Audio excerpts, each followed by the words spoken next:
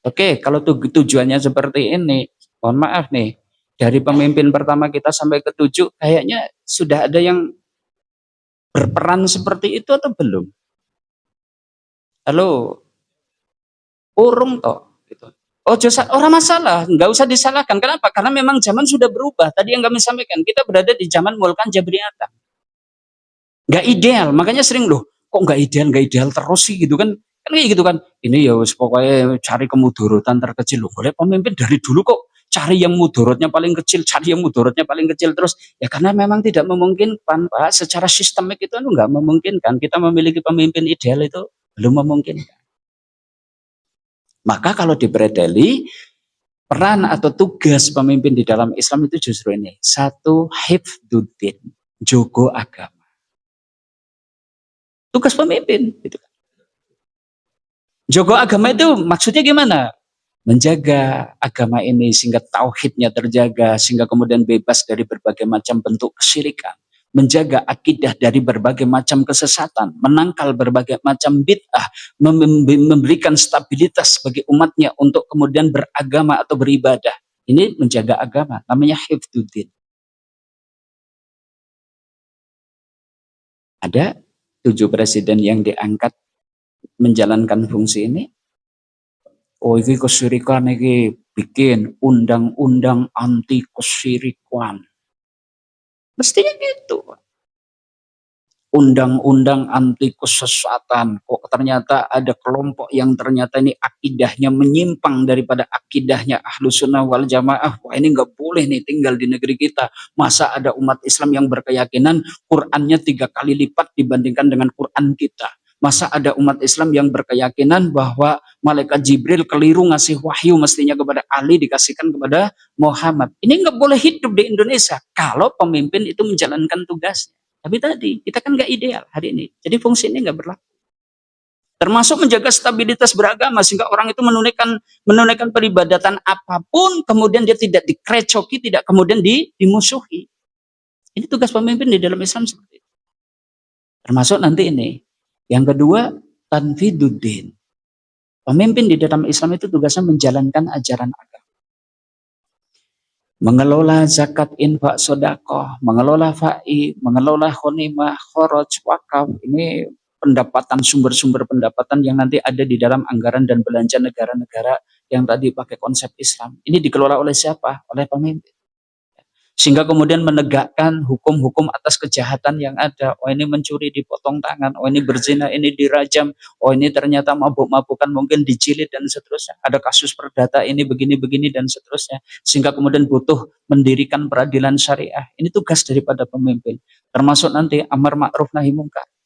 Jadi amar ma'ruf nahi mungkar sekalipun kalimatnya man ra'a minkum mungkaron, siapa di antara kalian yang melihat kemungkaran, disuruh kita itu mencegahnya, tapi sebenarnya tugas yang paling pokok itu adalah pada pemimpin. Kenapa? Karena pemimpinlah yang punya kekuatan untuk mencegah kemungkaran. Nah, kita kan sekedar aruh-aruh. Bahkan Majelis Ulama Indonesia kan kayak gitu, nggak punya kemampuan untuk nahi mungkar, nggak bisa. Biasanya cuma bikin fatwa, ini haram, ini nggak boleh, sudah. Tapi ketika orang melakukan tindak pelanggaran atas larangan yang dikeluarkan atau fatwa yang dikeluarkan oleh MUI, nggak bisa berbuat apa-apa. Makanya siapa yang punya kekuatan untuk nahi mungkar? Pemimpin. Dan mestinya umat Islam berpikir tentang ini. Oh, berarti saya itu harus memilih pemimpin yang gimana? Ya setidaknya bisa menjalankan ajaran. Syukur yang ketiga, pemimpin yang memang bisa mengatur dunia dengan agama. Karena tugas di dalam Islam pemimpin ini, siyasatu dunya bidin. Loh, emang Al-Quran cukup, hadis cukup untuk mengatur segala aspek kehidupan dunia. Sementara hari ini mungkin kehidupan tidak seperti 1400 tahun yang lalu. Hari ini sedemikian kompleks, teknologi semakin canggih. Hari ini ada artificial intelligence. Hari ini mungkin ada berbagai macam perkara-perkara yang zaman dulu tidak ada. Ingat, Allah Ta'ala sudah berfirman, ma farratna fil kitabi min syai'. Tidaklah kami alpakan, kami lupakan sesuatu pun di dalam kitab. Allah sudah menetapkan segala peri kehidupan manusia sebenarnya sudah ada di dalam Al-Quran maupun As-Sunnah. Tinggal kita menggalinya, mentadaburinya, merenungkannya, sehingga kemudian menjadi produk-produk hukum yang berkeadilan, yang berdasarkan dengan Alkitab.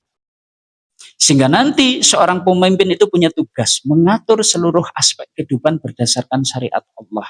baik dalam kehidupan pribadi, keluarga, bangsa, dan negara, baik dalam ranah ideologi, politik, ekonomi, sosial, budaya, hankam. Itu diatur dengan aturannya Allah.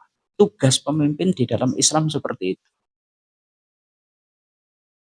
Hari ini nggak mungkin, tapi setidaknya carilah sosok yang mendekat bisa ke arah itu.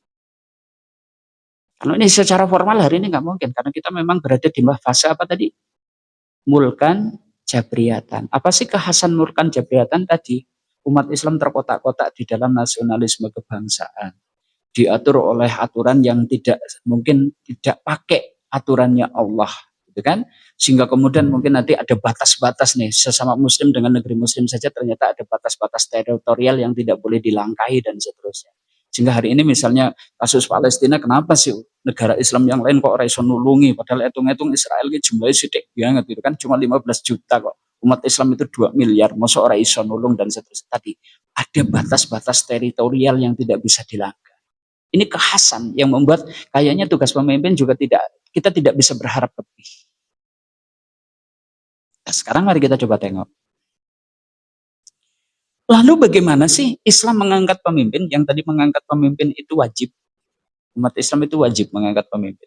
Bagaimana Islam itu mengangkat pemimpin? Ada 3 metode, Pak. Ada 3 metode. Kalau di dalam Islam ya, dari zaman tadi apa? Khilafah ala minhajin nubuwah, mulkan adhan sampai mulkan ya sudah, khilafah ala minhajin nubuwah sampai mulkan adhan. Ini berarti kurun waktu sekitar 13 abad, ada 3 metode. Satu yang disebut dengan al-ikhtiyar, pemilihan. Ya berarti podo no karo saiki. Itu. Ya sama, Pak. Pemimpin dipilih oleh ahlul hal wal akdi. Siapa yang milih? Siapa yang milih? Ahlul hal wal akdi. Isinya siapa ahlul hal wal akdi ini? Ulama, pakar berbagai macam bidang, tokoh masyarakat yang memiliki kredibilitas dan terpercaya, yang memiliki akal sehat, memiliki sifat al-adalah dan seterusnya. Al-adalah itu adil, bukan termasuk orang yang suka memperturutkan syahwat, yang tidak gumun dengan jabatan, yang tidak kemudian memperturutkan hawa nafsu dan seterusnya. Ini ahlul hal wal aqdi. Tidak semua umat Islam itu kemudian memilih pemimpinannya itu enggak. Nah, contohnya tadi di zaman selepas meninggalnya Umar, ahlul hal wal akdinya siapa? Utsman, Ali, Tolhah, Zubair, Sa'ad bin Abi Waqqas, Abdurrahman bin Auf. Ini tokohnya sahabat, ulamanya sahabat, bahkan konglomeratnya sahabat dikumpulkan. Siapa nih yang layak menggantikan Umar? Kemudian terpilihlah Utsman. Siapa yang milih? Ahlul hal wal akdi. Tadi saat Umar menjelang ajal sudah nunjuk dulu nih 6 orang supaya memilih di antara mereka. Nah, dan nanti ada persyaratan khusus nih ahlul hal wal akdi itu. Satu al-adalah, lurus, ora gumun dunya, ora gumun jabatan, memiliki kafaatul ilmi gitu kan ya. Kecakapan ilmu pengetahuan yang luas, kearifan, kedewasaan dan kebijakan. Ini yang boleh milih yang kayak gitu. Nanti kita akan bahas ya gitu kan, kalau kemudian semua orang boleh milih nanti ada dampak buruknya. Sebenarnya ada dampak buruk. Tidak semua. Makanya tadi kan kami sampaikan umat Islam wajib mengangkat pemimpin, tapi seorang muslim tidak semuanya wajib memilih pemimpin. Beda. Kenapa? Kalau semuanya itu jadi wajib, bahkan nanti dampaknya jadi. 2, al-ikhtilaf, metode pengangkatan pemimpin di dalam Islam, yaitu dengan apa? Penunjukan. Pemimpin sebelumnya saat mendekati ajal menunjuk sosok tertentu sebagai pengganti setelahnya.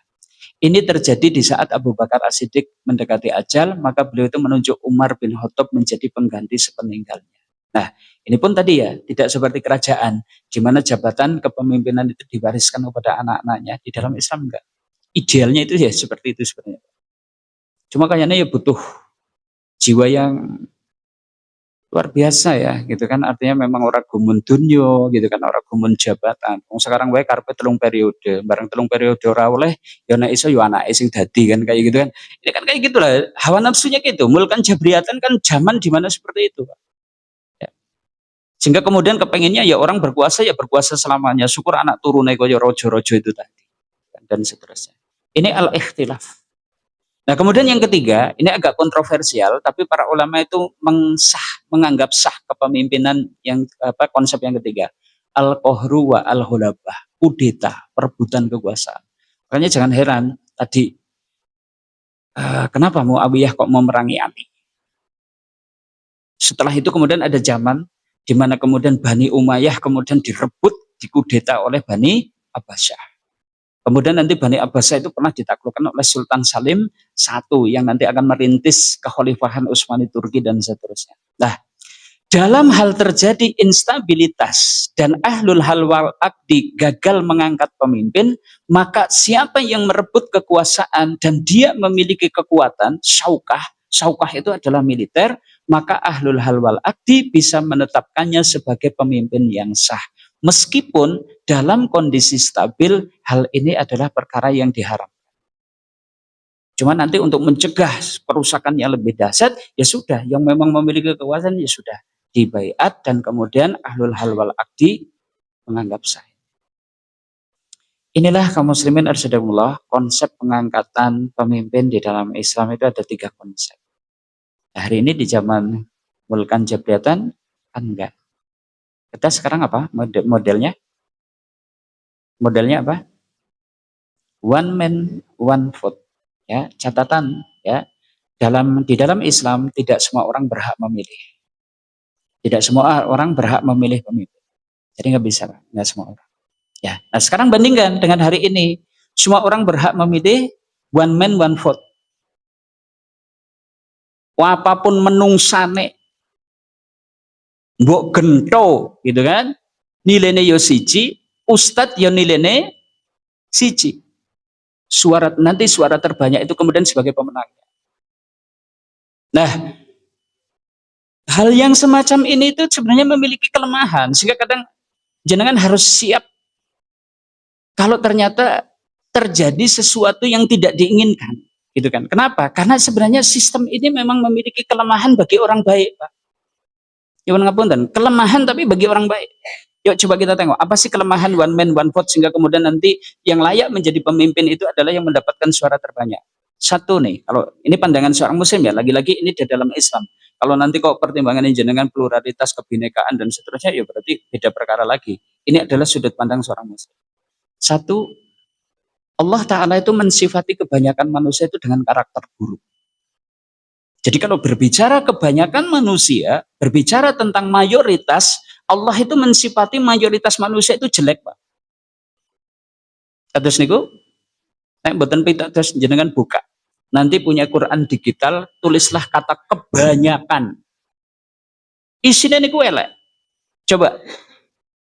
Surat Al-Jasiyah. Walakinna aksaron nasi la ya'lamun. Akan tetapi kebanyakan manusia tidak berilmu. La ya'lamun. Nah, kemudian letterlocknya tidak mengetahui, tapi tidak berilmu.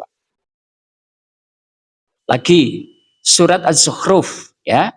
Walakinna aksarokum lil haqqi karihun. Akan tetapi kebanyakan di antara kalian benci terhadap kebenaran. Ini karakter kebanyakan itu selalu yang jelek, Pak. Coba surat Al-Fussilat ya. Basira wa nadhira wa a'rada aksaruhum fahum la yasmaun. Ya, tetapi kebanyakan mereka berpaling dan tidak mau mendengarkan. Ini kebanyakan manusia itu berpaling dan tidak mau mendengarkan.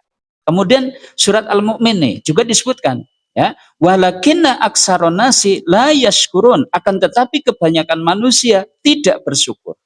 Lagi di dalam surat Al-Mu'min ayat 59, walakinna aksaron nasi la yu'minun, akan tetapi kebanyakan manusia tidak beriman. Nah, sekarang kalau kemudian kepemimpinan one man one vote kemudian ditetapkan yang suara terbanyak layak jadi pemimpin, maka bila suara terbanyak yang jadi ukuran, kemungkinan besar yang terpilih adalah orang yang sejalan dengan sifat pemilih. Yang tadi gimana? Tidak beriman, tidak bersyukur, tidak memiliki pengetahuan, benci terhadap kebenaran. Wong apik angel, Pak, untuk kemudian memenangkan. Kalau konsepnya seperti ini, orang baik itu susah memenangkan tadi pemilihan. Kayak gitu nggak? Atas niku mboten. Misal nih ada satu kampung sak desa, kuwi gunto kabeh.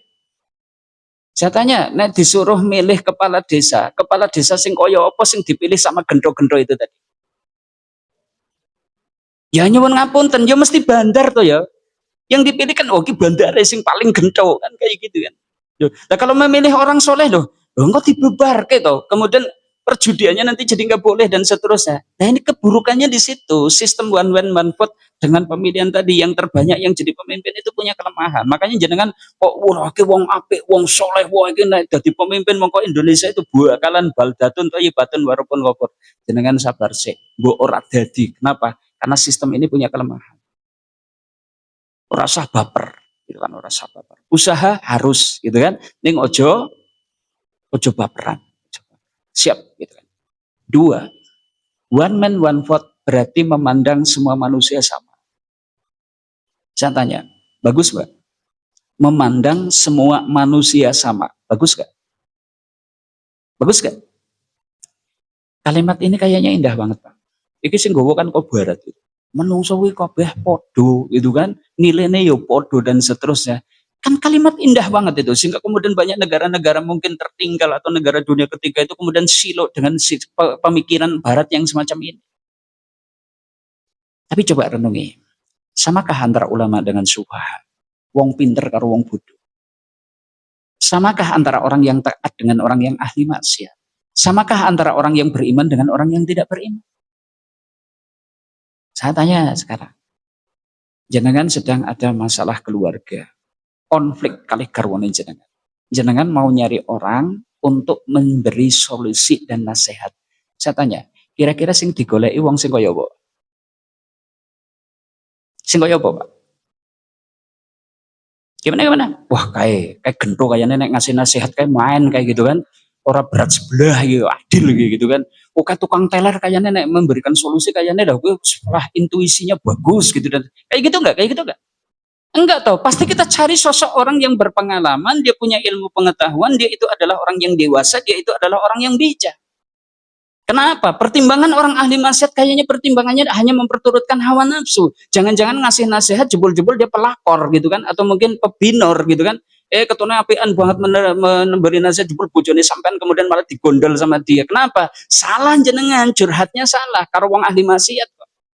Nah ini urusan rumah tangga saja kita memilih sosok yang ternyata mestinya bisa berpikir, apalagi memilih calon pemimpin negara ini. Masa kemudian nilainya sama, preman yo nilainya siji, ulama yo nilainya siji, wong pinter yo biddingnya siji, ternyata ini gendro tadi yo nilainya siji. Maka kata Allah seperti ini, wa ma yastawil a'ma wal basir. Gak sama, orang yang buta dengan orang bisa melihat itu beda.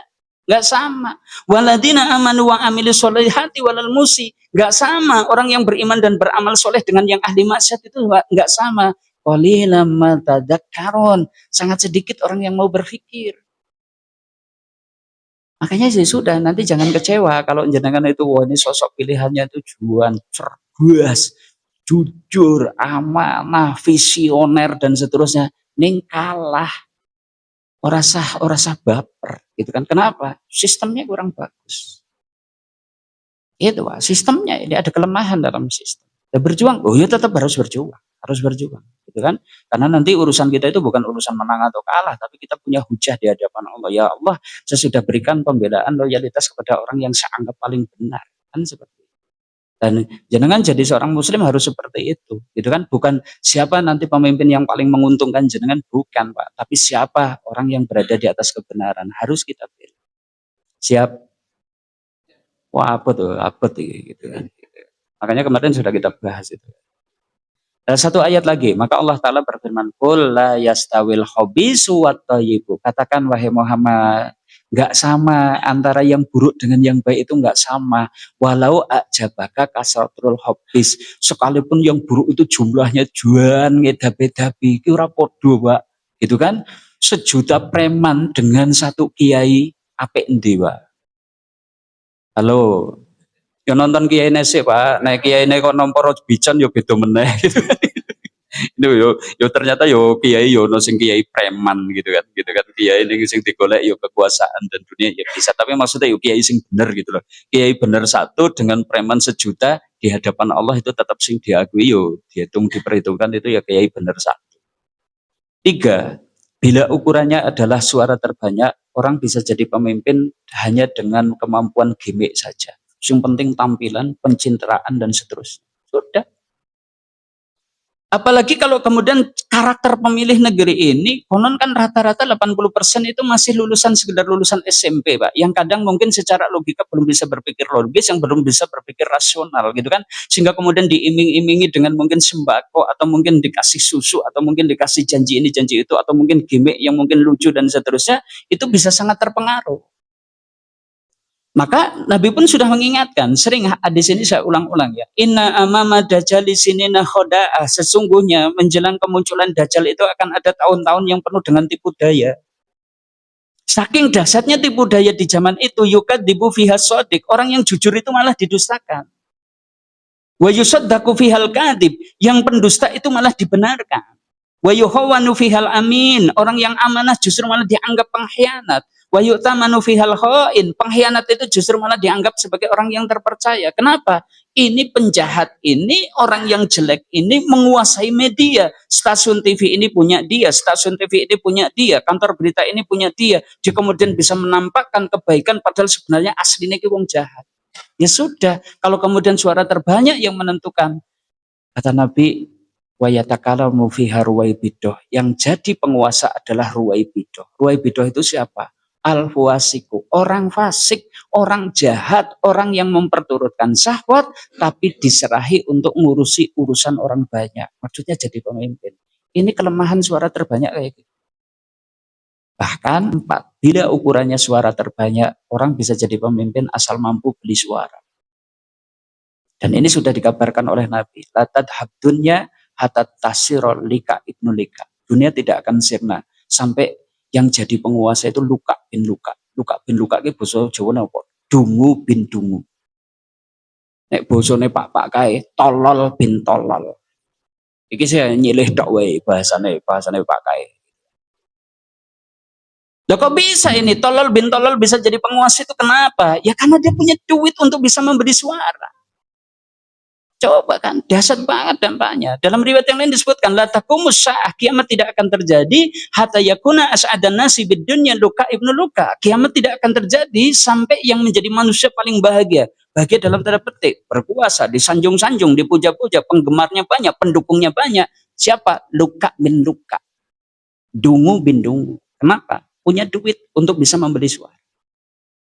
Ini kelemahan suara terbanyak seperti itu.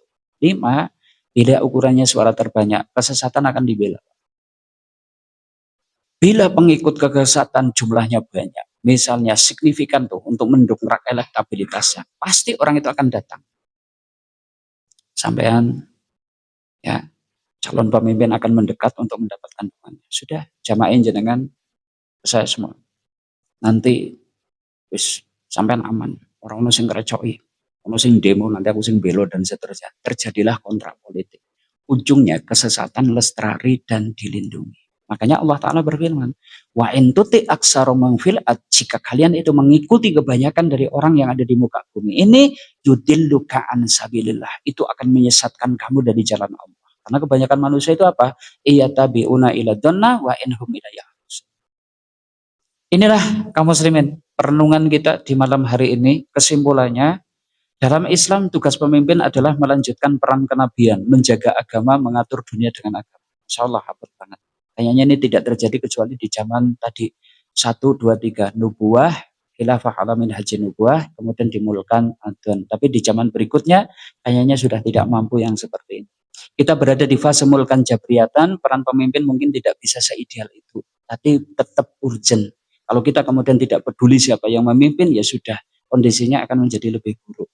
Maka dalam sistem one man one vote, sepertinya juga tidak cukup menguntungkan bagi umat Islam. Tapi optimislah, bela kebenaran, bukan bela yang menguntungkan. Siap? Ya, karena keberpihakan kita kelak akan dihisab pada hari kiamat. Ternyata yang kita pilih kalah, ora popo. Yang penting kita sudah memberikan keberpihakan kepada yang benar. Syukur ya menang.